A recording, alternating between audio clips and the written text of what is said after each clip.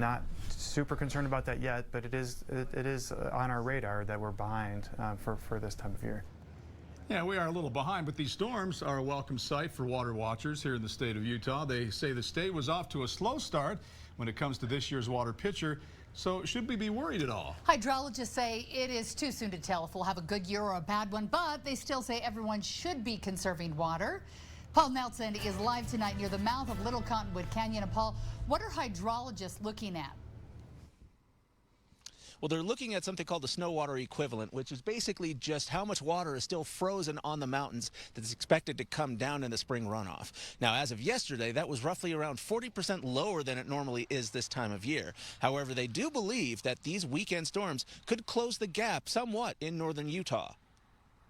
Even though the state is below normal when it comes to the amount of water up on the mountains for this time of year, Utah Snow Survey Supervisor Clayton says it would be a big mistake to make any kind of water predictions. We've had years start off slow before that ended strong, and vice versa. That's really what happened in like 2012, 2013, 14. All those years we started off great, and then we really, at the end of the calendar year, things just turned off. Clayton says it's far too early to panic, but this slow start to the water year is on their radar. Still, there are some reasons to be optimistic. We've got a lot of water still in our soils.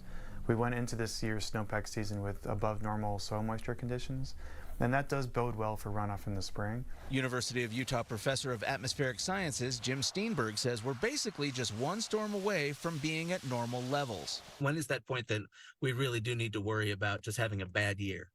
You know, if we get into late January and we're running, say, well below average, then I start getting nervous. It's hard to make up that kind of ground. But given how low the Great Salt Lake is, Steenberg says we should really always be conserving, saying the lake needs as much water as we can send. Plus, we have had several seasons with lower than normal snowfall over the past 15 years. This is partially, related to a mega drought we've had over the southwest United States. Climate change has helped to amplify that a little bit.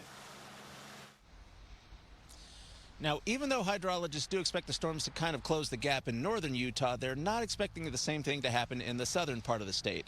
However, the reservoirs are looking pretty good. They're at 77% of capacity, which is higher than this time of year, so that's another reason that they're optimistic about this upcoming water season. Reporting live, Paul Nelson, KUTV 2 News.